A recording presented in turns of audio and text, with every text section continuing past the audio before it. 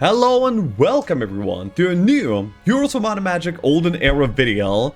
In this one, joined by my guest Luna, we are going to be reviewing probably the weakest faction so far in Olden Era, or the least figured out. I'm very up to date with meta, and we're going to be going over what we currently know about HIVE. When I say we're going to be going over what we know, currently, it's very weak, and I don't yet recognize, is it because the faction is actually weak, or are we currently kind of like missing something?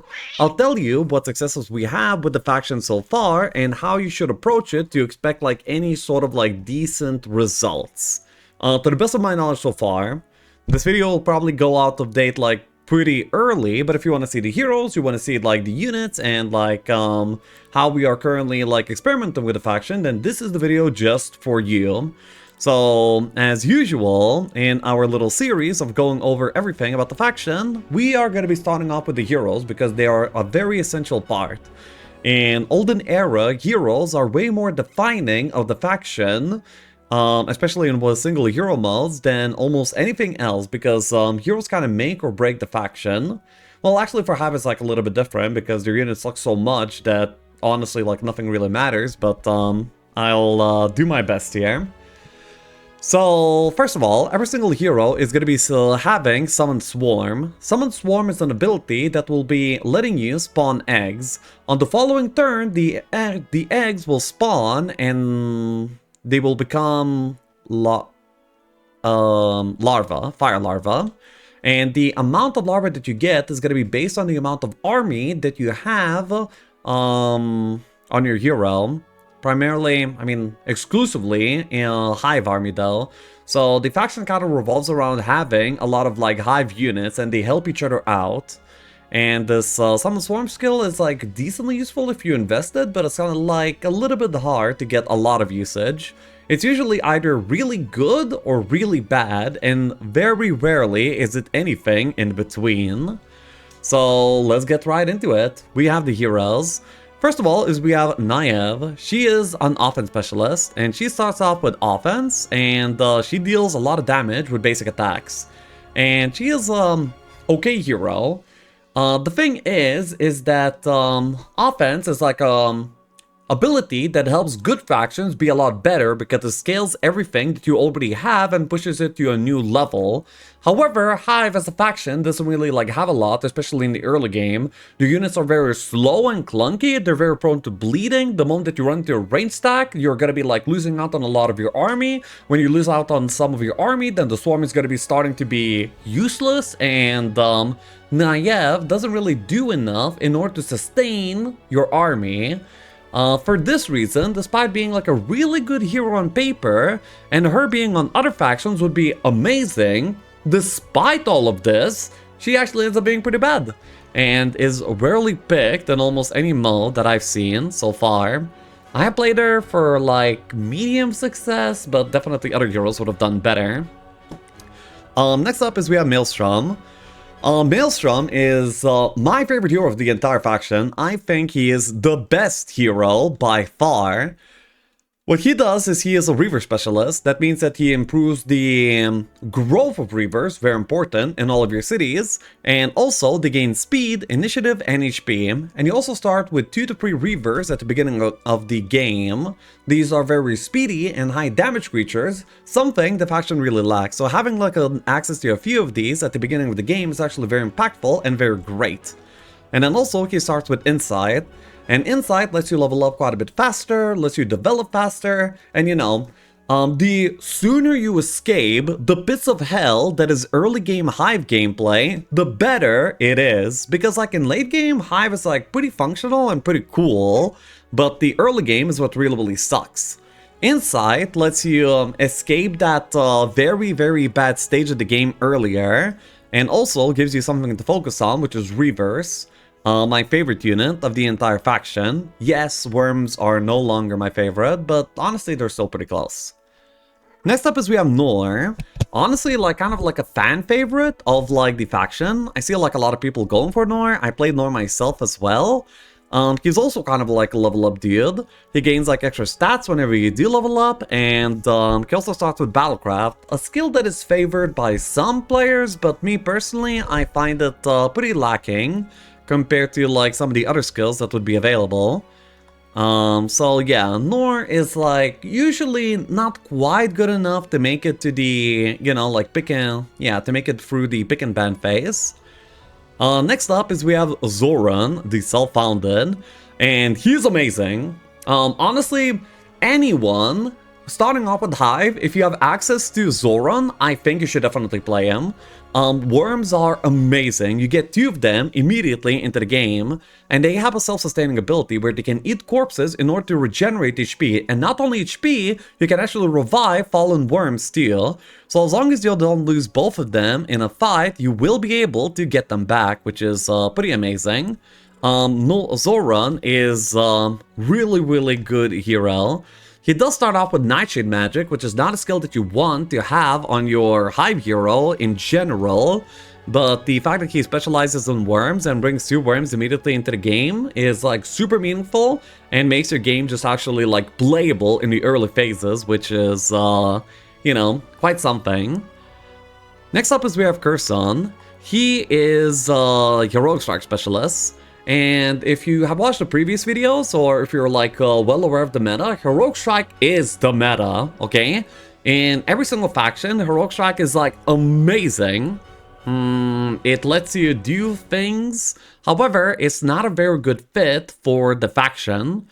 One is that his Heroic Strike is actually not very much improved by the specialty, at least not as much as the other factions' Heroic Strike specialists are.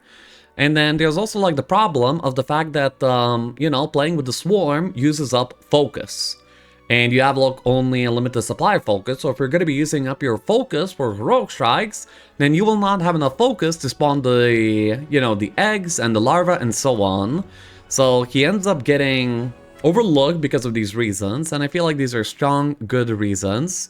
People don't really play Curson. Next up is we have Tavi. Tavi specializes in the larva, and she starts off with Advanced Summon Swarm. She is the hero that you kinda should be a little bit curious about. If you're playing like a very army-heavy template where you are guaranteed to get like some decent army going, then the larvae become really big, and they can easily get to a point that they're just like one-shotting everything and are self-sufficient in clearing the map. And Tavi, you know, gives them like more HP, and you know, then the larvae are better, so you're having like a better game. Next up is we have Lo. He's a local specialist. However, yeah, the low tier unit specialists in Olden Era don't really perform really that well, because the heroes do more, usually, than just like supporting your early gameplay in like just like an army type of way. Usually the heroes are doing more. They're either like summoning a big ass avatar that's just gonna be like one-shotting everything, or they're like heroic striking, just clearing out army on their own. Spawning in with like a few units that are pretty susceptible to bleeding is just like not exactly good enough. Though honestly, I see quite a bit of potential. I haven't experimented below yet, but she's kind of like middle of the pack. Not bad, but like not exactly like super top tier as somebody like Maelstrom would be. Next up is we have Golden Tongue. He is a morale specialist, and he will be giving way more bigger odds for your creatures to morale. He increases the odds of your units to morale for every morale point that you get. So I think the baseline is 4%. Golden Tongue would increase it to 6% per morale, and then scale it even further up for every 4 levels that you get. And he also starts off with leadership. Morale is just like not really like that good of a fit with the faction, because they don't really have like any shooters, and you know, with like melee guys where you have to like commit and go win, if you don't get that morale, then the zero like did nothing for you, and there's nothing consistent that you can rely upon with Golden Tongue. Morale is like better for like shooters or like units with high utility, and early game Hive units have no utility, so Golden Tongue just doesn't really like get going fast enough. Next up is we have Abigor, Duke of Battle. He has speed, initiative. Creatures in his army gain 1 initiative for every 6 hero levels is a very powerful ability because, you know, you don't really get a lot of initiative on your early game creatures, so you really want Duke in order to, you know, like do something good for you. And he kind of does, but he does it like a little bit too late. I don't really think that he's a good hero. That good of a hero. There's also like the tactics thing. In the tactics phase, he has +1 hex to the creature's placement range and can see position of neutral stacks. I've seen him be played, but not to like a very huge degree of success. I think that he is also like kinda eh. Next up is we have Flu. He's your baseline Laga specialist. And he also has Story of Tide as a starting spell, which is pretty interesting. It's a tier 5 spell and a pretty good one. However, it's gonna be way too expensive for you to be using that spell in the early phases of the game. She has, you know, like more movement, and she moves more efficiently on roads. As I said, HIVE baseline is pretty low. So you want more moves on factions that can do a lot of fights early and easy, so you can get like just more fights done. But if you're struggling to do the fights in the first place, then being able to do more fights, that's actually like kind of meaningless because you're, you know, the bottleneck is like somewhere else and Flu does not cover it. Bad hero. Next up is we have Zur. He's immune to negative effects in battles on the global map. Oh, in battles and on the global map. His creatures take -10% magic damage, and an additional -2% for every 3 hero levels. So this guy is a resistance specialist. Resistance is only useful when you're going to be facing other players. And honestly, Zur will fall apart and die before you meet any other player. Let me tell you that. Next up is we have Bathim, Duke of Jewels. He's a crystal specialist, brings in some economy, useless. Next up is we have Lyra, a Hornet specialist. This is like a very similar thing to like the other low tier unit specialists, with the exception of Kira, the tier 2 castle specialist, but yeah. Hornets, they're kind of decent, but they're too low damage, so you kind of have to like commit the Hornets in, but then they kind of die. It's like specializing in dragonflies on Fortress, you know? They have like great utility, but as a power stack, unless you get like an exceptional amount of them, they don't really like function very well as a power stack. So the specialty and the units are feel a little bit wasted on her. So yeah, she's also usually overlooked. Next up is we have Gru. Hive Queen specialist that does not spawn with any Hive Queens. That means that once again, you are putting all your eggs in a basket that you will never receive. So that's not a good idea. Next up is Mila. She starts with Masterful Haste. This version of the spell affects all creatures. So Mila has Expert Haste, which is pretty amazing, at least on paper. I feel like she is worth exploring and considering. However, initiative is also like a part that makes or breaks a unit, and she does nothing for the initiative, even if she fixes up the speed of the creatures. I haven't seen like people pick her either, but I'm not sure. It might be that people are just like shy from trying her for some reason, but yeah, I haven't seen her being picked either. Next up is we have Oryax. He starts with the Masterful Blink spell. This version of the spell can target enemy creatures. The cost of the spell is reduced by 1 mana for every 3 hero levels. So just like a cheap blink. This hero is like, the specialty is useless. The only useful thing about him is the fact that he starts with basic summon Avatar. And Avatar, as you know, is like the king of early game. I don't feel like these heroes level up into Avatar a lot, so starting off with Avatar is actually like a really significant thing. For that reason, he is worthy of consideration, but the fact that his specialty is like completely like dead in the water is like a lot to overcome, basically. Next up is we have Kariseth. She is a primal spell, primal magic specialist. However, she doesn't start with any decent primal spell. You get anti-magic, which is only going to be like useful way later into the game, which is not very good. The fact that you can stop the opponent from casting primal spells is pretty cool, but not really good enough. And the last one is Popper. Friendly creatures have +1 speed plus an additional 1 for every 8 hero levels. A really good specialty, but she starts off with Battle Magic. And Battle Magic, before you have any stats, doesn't really like do anything for you, so you're starting off with a dead skill. And once again, you can't afford to have a bad early game on HIVE. Because if you have like a bad early game like faction with a bad early game hero, you're just gonna fall apart before you even like start playing the game, and it's just like not really acceptable. So yeah, the standouts for the faction are definitely Maelstrom. Yeah, Maelstrom is my favorite. I just played a game on him today, playing Reverse for the very first time in my life, and I had like a fantastic win. Yeah, Maelstrom is my favorite by far. The other very notable one is going to be, of course, Zoran. He's like pretty amazing. And then we have like Nor, Neve as like the tier 2s. Basically, you really want to slip in Zoran or Maelstrom into your game. If you can get one of these heroes, then the faction is actually pretty playable, fun, and good. But only if you get like one of these heroes. So yeah, the roster is pretty cool, but it's very much limited by the faction itself. So let's jump into the game and talk about the units, and let me try to describe to you why it just doesn't function. I mean, once again, it might be functioning properly when we learn the game more. However, right now, people are really struggling with it, me included. Yeah. It's also like pretty thematic, by the way. You know, Inferno on Heroes re-release was horrible.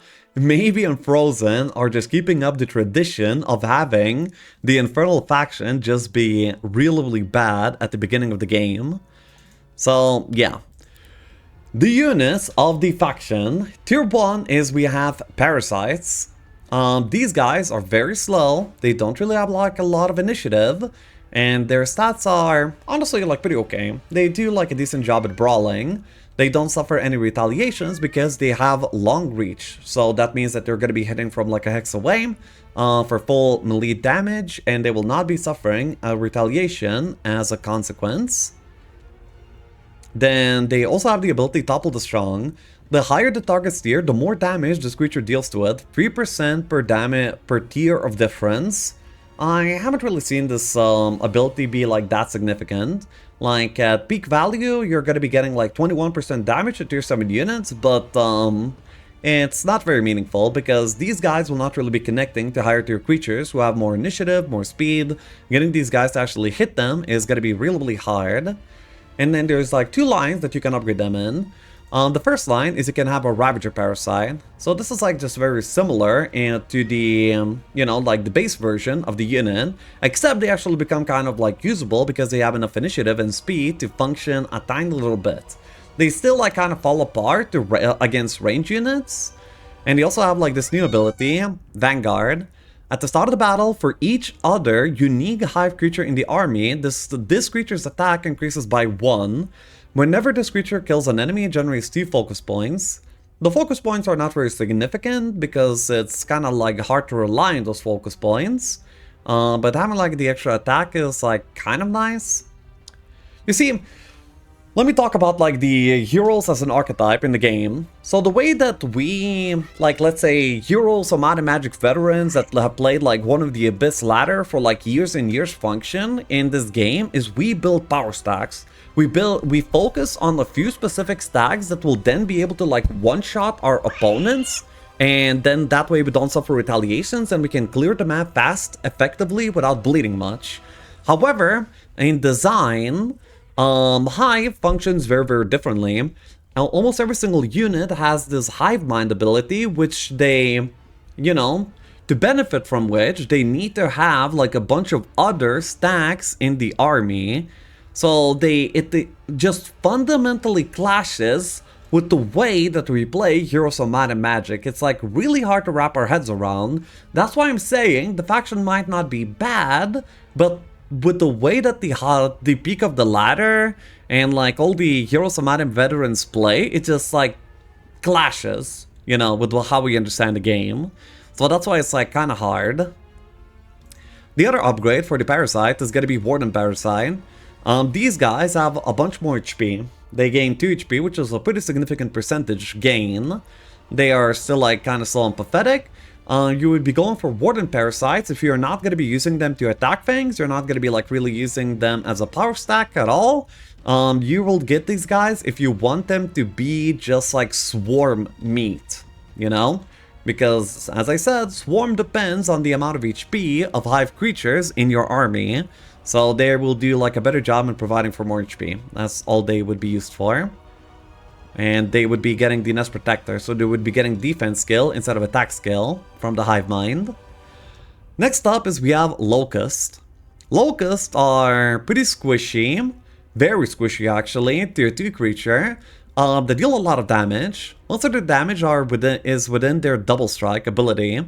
You know, they have like the Crusader Double Strike, which is really good. Whenever you can take a retaliation off of somebody and hit them twice, it will deal a lot of damage. However, having half your damage be in like front loaded and then the other half being like usually post retaliation is pretty bad. Whenever you hit something with a power stack, you kind of just want to kill them straight up. And then you want to move on to the next stack immediately. For this reason, they sometimes are a little bit awkward to pilot. Their upgrades are Overgrown Locust, who will be having parry ability. Very annoying when you're fighting them out in the wild, and before you get to hit them, they will retaliate towards you. Yeah, a pretty good ability here. They also are one of the... they also have like decent initiative and speed. However, they're really squishy still. They have the Nest Protector, so for every single unique hive unit, you will be getting extra defense. And then there's the Harvester Locust, which is an even more aggressive upgrade. They will now have more damage and consistent damage, more attack skill, and even more speed. But once again, they're squishy. Whenever they are faced with ranged creatures, they will kind of like fall over very quickly and get swatted like an absolute bug. Their Vanguard ability, their Hive Mind ability is going to be getting more attack skill. We also have this ability of Harvest. Jumps onto a chosen corpse within 6 hexes and devours it, gaining 4 attack, defense, 1 speed, and initiative. Pretty decent ability, but once again, it costs focus, and usually you're using your focus for the sake of the swarm. So, sometimes a little bit hard to get in, but if you're going to be like having a decent amount of locusts, this is actually like a pretty good one. I believe that the Harvester Locust is the one to look out for, because you want them to be like kind of assassins. The locusts don't really like function well as tanks. Overgrown Locust wants to be a tank. Next up is we have the Hornet. So the Hornet is a flying creature that has like insane initiative and insane speed. However, they are paying for these stats in the form of their other stats. They are not super strong as a brawling creature. For a tier 3 unit standard, their offensive capabilities are pretty low. 47 attack skill, damage, and then they're allocating more defense than they have attack. Which means that yes, they can connect, but when they connect, they don't really do that much, and they get counterattacked and they get smacked, and you're gonna bleed them. Then next up excuse me. And their upgrades are gonna be Chanter. Chanter gains insane speed, however, their initiative is reduced. These guys can usually scale the entire battlefield in a single turn, which is pretty cool for blocking shooters, except that with low initiative, low shooters will usually be getting a shot off anyway, so yeah, kind of like beats the entire purpose. They also have Whispers of Doubt, which is going to be cursing the opponent for 1 round whenever you're going to be hitting with them. Then their Hive Mind ability is going to be getting defense. The other upgrade, for the Hive Mind ability, they will be getting attack. You can already see a gimmick. There's like a baseline creature. When you upgrade them, they will either like focus on defense or they will focus on offense. So this is the more attacky version, which is going to be getting attack skill. However, they have like pretty bad starting attack. So it doesn't really matter that much. They also have Piercing Sting. Whenever you encounter these out in the wild, be very careful. They have basically guaranteed death stare. which is pretty insane to try and deal with whenever you're fighting them, but it feels a little bit insignificant whenever you're playing them. The reason why Stingers are bad, despite like being like pretty fast creatures, you know, whenever I complain about the Hive, I'm complaining about their speed and the fact that they bleed a lot. Stingers kind of like shouldn't be in this bucket. However, Stingers are... they're kind of like out of the way whenever you're like gonna be building things. It doesn't really feel like it's reasonable to go up for a power stack of them. And so it just ends up kind of like awkward having like not enough of them to be one-shotting things. And if you're not one-shotting things, you kind of like don't want to hit things with them in the very first place. So they have like a little bit of a weird position in the game here because of that. So yeah. Next up is we have the Scorpion. The beefy, slow dude that gets to adapt. And their adaptations are going to be attack, 20% attack, defense, minus 20% damage taken, and speed. They will gain 2 speed. All the variants of the Scorpion have these adaptations. And Scorpions are just like kind of solid units. They provide a lot of HP for the Swarm. But honestly, they don't end up doing a lot. They are, as like a lower tier unit, they're not really worth power stacking. If you're not power stacking them, they're not really like one-shotting things. If they're not one-shotting things, you kind of don't want to attack with them in the first place. If you want to attack with them, they're usually going to be like out in front of the battlefield, so they're going to be like susceptible to damage. And all of this like package feels like pretty awkward to navigate, to control. So yeah. The difference between the upgrade is just going to be like the Hive Mind ability and a little bit different stat allocation. To be honest, both of these are kind of the same. I think more usually you want to go for the Volcanic because you gain more HP for the Swarm, and they will also you will bleed less of them because they have like higher defense skill. But if for some reason you're going for a Scorpion power stack, maybe you got a box of them, then maybe you found like a few dwellings for them, then yeah, if you want them to be an aggressive power stack, then the Spalian can also function decently well. So yeah, this top row is the early game of Hive, and if you have like a bunch of these like low tier units in the battlefield, none of them like seem like exceptionally bad, right? I would say so. However, controlling a package of these creatures feels horrible. There's no utility here to be found. Nothing shoots. Nothing has like, you know, like this power stack vibe. Nothing like really carries you through the early game. So, is there a good payoff for, you know, like getting through this rough early game? My answer to that is actually yes! Oh my god! Late game Hive feels amazing. So... one of the main lines that people play with huge success is they're playing a Reaver stack. So Reavers are awesome units. First of all, they have the Apex Predator. They deal 50% damage more to higher tier targets. So, you know, the opponents are usually going to be rocking tier 6, tier 7 level power stacks, and you're just dealing straight up 50% more damage to them. And... even without the Apex Predator, Reavers are already doing so much damage. This damage range is kind of insane, by the way. Yes, but, you know, it is what it is. They also have the Strap of the Soul ability, where they will not be suffering counterattack if they use it when attacking. Pretty useless ability. I mean, sometimes useful. The most significant part of this ability is that it will do a cool backflip if you use it when attacking. That always feels pretty nice. Then there are 2 upgrades. We have the Menacing Reaver. Menacing Reaver, I think, is the worst of the 2 upgrades. They will be gaining defense skill. It's really not what Reavers are about. You don't want your Reavers to be tanking. If your Reavers are tanking, then you're doing like a pretty bad job at planning out your game style. They also have Unholy Resilience, which is very much to be watched out for whenever you're going to be encountering these guys on the map. So whenever you first like get a hit that will kill them, they will actually just shrug that head off. Actually, that one doesn't count. So, you know, Like if there's like 20 menacing reavers that are coming for you and you kill them all with a single blow, they will actually just like shrug that blow off as if it didn't happen. And sometimes that can be like pretty tough to deal with. Menacing Reavers are one of the units that I hate the most in handling against, like, you know, like out in the world. Very dangerous, but they are not good.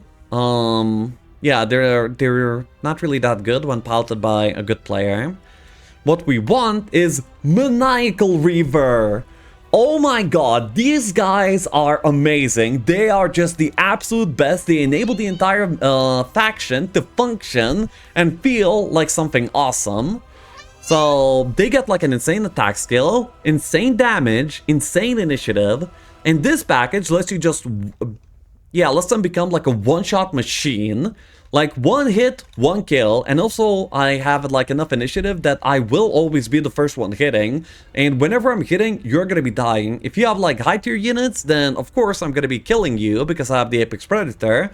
If you have like low tier units, well, they probably don't have enough defense skill to survive anyway. And then they have this awesome ability, Murderous Glee. Upon killing an enemy, this creature immediately gains an additional turn. This ability cannot be used 2 times in a row. So this one can proc only once a turn. However, this is amazing. So what you will do when you have a Maniacal Reaver power stack is this. You will wait on the first turn. The enemy is going to be like coming towards you, right? They're going to be like in the middle of the battlefield. And then at the ending of the turn, you're going to be playing with the Maniacal Reaver. You will go in there. You will one-shot a stack every single time because they deal insane amounts of damage. Then you're going to be having Murderous Glee in order to like kill another stack immediately. And then the next turn starts because, you know, the round 1 is over. On round 2, you kill another stack again, proccing Murderous Glee again, and then you're going to be one-shotting another stack, so suddenly 4 stacks are down. And also, it's really easy to get these guys to 5 morale. So usually, in the middle of having all of these turns, they're going to be getting like 1 extra turn. So suddenly, the opponent is like 5 stacks down all of a sudden because of these like wonderful bastards. I love Maniacal Reavers. They are amazing. They also have this ability of having like maximum luck and morale until the end of the round, but this one is like pretty unnecessary because their law gets them to maximum morale basically for free, and whenever you're going to be playing these guys, you will be picking up that law every single time. So this ability is kind of like irrelevant. Then the next unit is going to be Worms. The thing about these high tier HIVE units is that you really need to choose a direction. You're usually playing Reavers or Wormholes, and sometimes they are supported by HIVE Queens. So Wormholes, Worms are the other power stack choice for the faction. If this like one-shotty mini turn gameplay is not for you, you want to be like a lot more solid, a lot more tanky, then you're going to be playing Wormholes. These guys are super well-rounded. Speed and initiative, they have it. Damage, they have it. Tankiness, they hella have it. And they're also a corpse eater. So whenever you're gonna be like ending your turn on a corpse, they will eat the corpse and heal, which can even revive fallen units, making them very hard to bleed. Even if you bleed them, you can, you know, like delay maybe the finishing of the battle while you collect like a few corpses. You can eat allied corpses, you can eat enemy corpses, and, you know, like sustain yourself. So they are like giga tanks with high damage, high utility. They are a very well-rounded unit that feels really good to power stack and really good to play. They also reduce the enemy luck, but, you know, that's like not super significant. Then they upgrade into 2 very different directions. Devourer is like a very basic upgrade that will, you know, make everything that Wormholes do, but better. It's just like a direct continuation of just giving like the Wormholes a bigger power level. They also gain a new cool effect where they can, at the cost of 3 focus points, which is a lot, they can finish off a stack that has 40% or less of its original units. It's pretty hard to use this, but honestly, it can be very good against like, you know, like a player opponent. If, like, imagine, they have, like, 10 angels, you manage to, like, whittle away, like, 6 of their angels, they have 4 remaining. You can use this ability to finish off the remaining 4. But it's, like, kind of awkward to like, use this. Because, like, imagine if you're playing a power stack of these guys, if they are not like just killing 40% of the stack with just like a normal hit, then you've probably done something wrong. You're probably like losing already. Yeah, so that's why this ability I don't think like sees like a lot of usage, and it's not really that good. I guess like in a very, very close fight where you and the opponent are getting a whittled away at a very similar rate, it could be useful, but it's not really that good. But yeah, the powers are still like generally really, really good.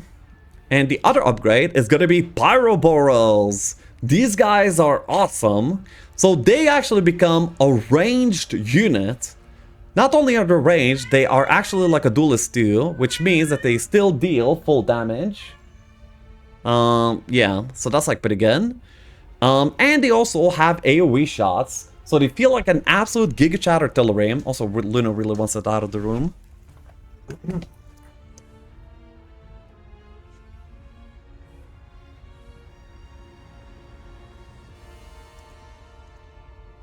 Excuse me. So yeah, if you want your Pyroboros to like, if you want your Ormos to become range artillery Giga Chats, then you go for Pyroboros. And these guys are actually like my favorite. Just having them like on the back, being like a constant threat no matter where the enemies are, while being like tanky enough, and also being able to like just like, you know, kind of like just brawl away anyone that would challenge your artillery threat is pretty awesome, pretty Giga Chat. There's a reason they were my initial favorite HIVE unit, and by quite a bit. Of course, until I found the Maniacal Reaver. They feel so good to play, by the way. It's just that it's so hard to get there. And the last unit is the Hive Queen. Hive Queen, I haven't like really seen a lot of good Hive Queen gameplay quite yet. Not many people go for those because it's like such a dream. Basically, if you get through like the early game of the of this faction, you kind of get to like a Maniacal Reavers or, you know, like whatever Warmos you prefer. And going for Hive Queen seems like kind of a stretch. It's kind of like hard to deal. But if you get there, they're pretty good units. They have like decent stats, you know, just like a Giga Chat tier 7. Their abilities are Soul Assimilation. Well, yeah, this is a lot. At the beginning of a battle, gains bonuses for each faction represented in the enemy's army. So for Temple, they gain 25% attack, for Necropolis defense, for Grove like a morale, for Dungeon damage, for Schism HP, and for Neutral 2 speed. Pretty cool ability, especially if the opponent were to, you know, have like many different types of stacks available, but usually they won't, so you're gonna be proccing like 1 or 2 of these at most. So it's just like a tiny little bit of a bonus. It doesn't really feel like that important. Then the ability to double the effect of Soul Assimilation is also not really that useful most of the time. This Contaminating Blast thing though is pretty amazing. If you have a lot of focus available, these creatures can blast a super wide area with a lot of damage. So yeah, 50% of basic attack damage is going to be applied over a hex and 2 area around it. That's like a very big area. It's a super satisfying artillery attack that you can use. The upgrades are going to be a Hive Mother, who gain insane initiative, which is very important, very good. The Contaminating Blast now doubles in damage and deals the full attack damage in a super wide area. This is the big payoff of playing Hive Mothers. The ability is like so good that you might want to have like your entire cast just be energized just so you can have enough focus points to use this Giga ability. It's super satisfying and really, really good. Then we have Promise of Love. When cast on an enemy, reduces his speed and initiative by 4. When cast on a friendly creature, increases his speed and initiative by 4. This is, once again, not really good because it ends your turn. You don't really want your Giga Chat, your 7's turn to just be that. However, if you have like to, you know, like 1 or 2 Hive Queens, then casting this spell could be like maybe sometimes decent at best. He also has like Squash the Weak, which means that they will be dealing more damage per tier that they are above the target, the target. Doesn't really feel like very significant. They also have like the Protector, so for every single unit, they're gonna be having like more defense skill. The other upgrade is gonna be the Huntress. Huntress, at the cost of some initiative, gains quite a bit of speed, and they also deal quite more significant damage. They also lose like some HP as well. Yeah, so they're sacrificing defensiveness to gain damage. They unfortunately lose their massive Giga Chad Contaminating Blast.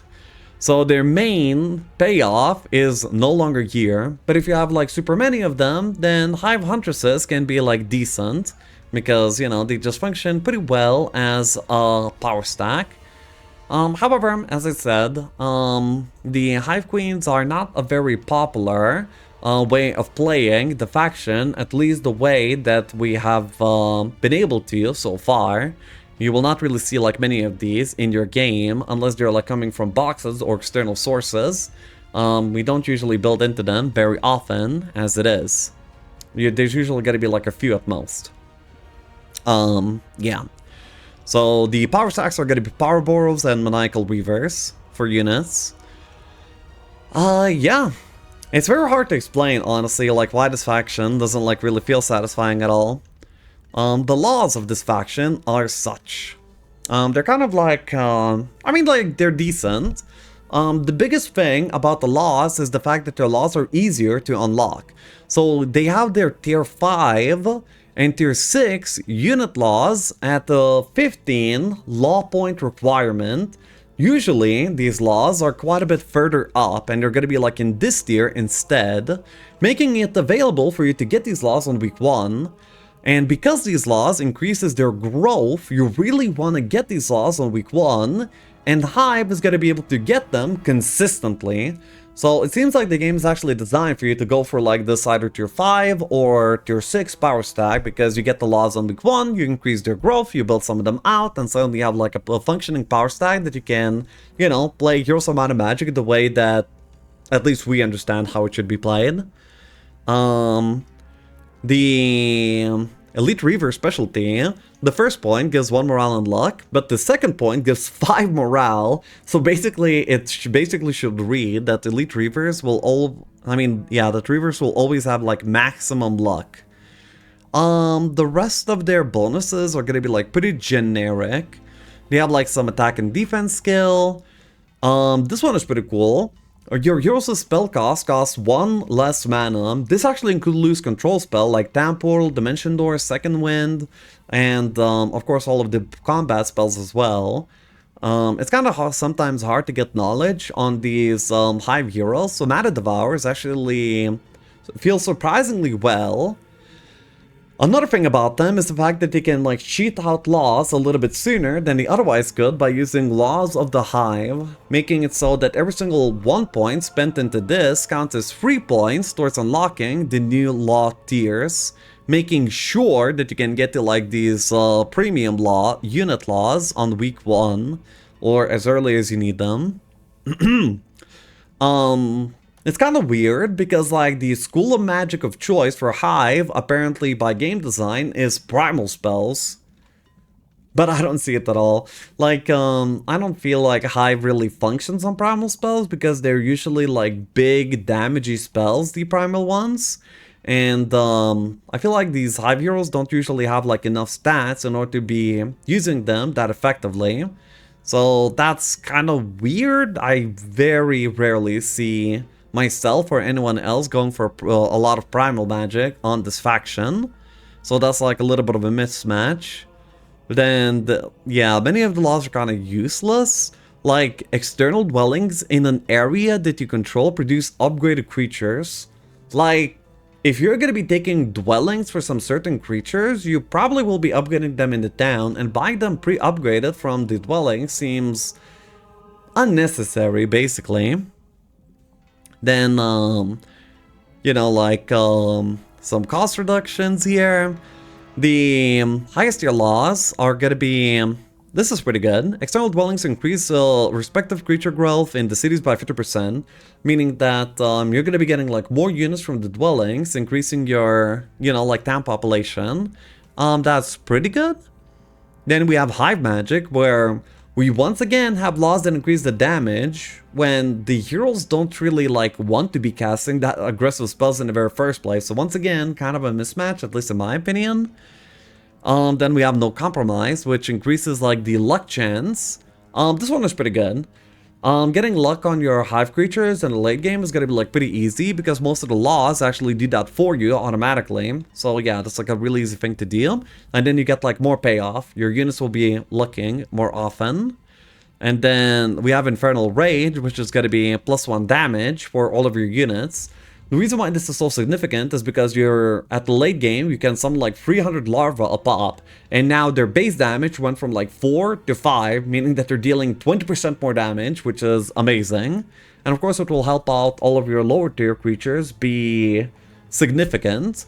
And you know, Hive really wants all of like these different tier of creatures. They want like a lot of HP, lots of Hive army, but it's just like really hard to maintain, you know?